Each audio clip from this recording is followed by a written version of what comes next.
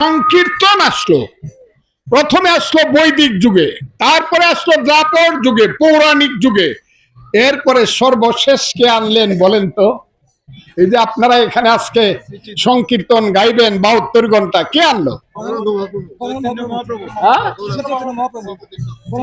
হ্যাঁ, 1486 সন থেকে 1533 সন যিনি জন্মগ্রহণ করেছিলেন এই বাংলায়, সিলেটের গোলাপগঞ্জ থানায়, ঢাকা দক্ষিণ, যার নাম ছিল নিমাই, বিষ্ণুপ্রিয়াকে বিয়ের রাতে যিনি চলে যাচ্ছিলেন, তার প্রভুর ডাকে বা তার পীরের ডাকে মা গান গাচ্ছিল, কাঁদছিল, নিমাই দাঁড়ারে। এই গানগুলা শুনছেন আপনারা? শুনেন কোনোদিন নিমাই দাঁড়ারে? হ্যাঁ, আমি কিন্তু প্রতি মাসে মাসে 2 কানে শুনি নিমাই দাঁড়ারে, মায়ের কান্না।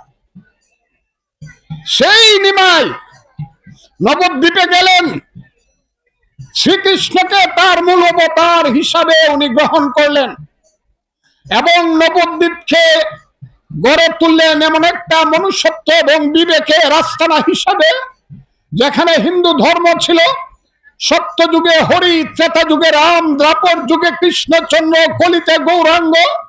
সেই কলির গৌরাঙ্গ বৈষ্ণব ধর্মে এই পৃথিবীকে আলোড়ন করলো, ভারতবর্ষকে উনি মহামানবতায় সাজালেন, বৈষ্ণব ধর্মের মহামানবতায় সাজালেন। শুনো হে মানুষ ভাই, সবার উপরে মানুষ সত্য, তার উপরে নাই। ঠিক মুসলমান ধর্মের আরেকটা পথ, তাকে বলা হয় আহলে সুন্নাতুল জামাত, যেখানে হযরত শাহজালাল, শাহপরান, নিজামউদ্দিন আউলিয়ারা বলেন, কি বলেন? শুনো হে মানুষ ভাই, সবার উপরে মানুষ সত্য, তার উপরে নাই। সেই ধর্মে আমি বিশ্বাস করি, আমি ভুল। বুঝতেছেন তো মিলটা কোথায় হয়েছে? যে যাই বলো, যে যাই বলো, আমি বলবোই ওই স্রষ্টা ছাড়া, আল্লাহ ছাড়া, আর আপনি আপনার ভগবান ছাড়া আমি কাউকে ভয় পাই না।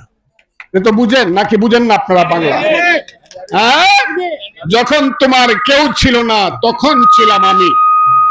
যখন অসত্যের ঢেউ, অন্যায়ের ঢেউ, অবিচারের ঢেউ, রাজাকার আল বদরের ঢেউ যখন বাংলাদেশকে সুনামিতে ভরে দিচ্ছিল, এই আঙ্গুলটা তুলে বলেছিলাম, এই রাজাকারের বাচ্চারা, এই আল বদরের বাচ্চারা এখনো কিন্তু জীবিত আছে। কারণ এইটা মানুষের দেশ। এই মানুষের দেশ সৃষ্টি করার জন্য একদিন যুদ্ধে গিয়েছিলাম। মানুষের দেশ, বাঙালি জাতির দেশ সৃষ্টি করার জন্য একদিন মাকে কাঁদিয়ে, বাবার বাহুবন্ধনকে উপেক্ষা করে যুদ্ধে গিয়েছিলাম।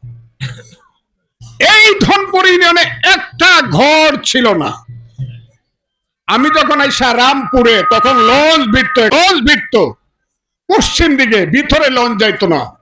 আমি আইসা দাঁড়াইলাম, তখন এই সময় সন্ধ্যার পরে কেউ যাতে না দেখে, আমার সঙ্গে 103 জন মুক্তিযোদ্ধা, আমি হলাম কমান্ডার।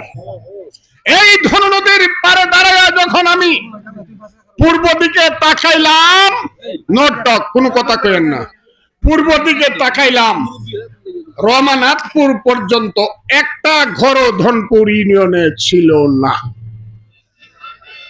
সেই মুক্তিযুদ্ধ কেন করেছিলাম?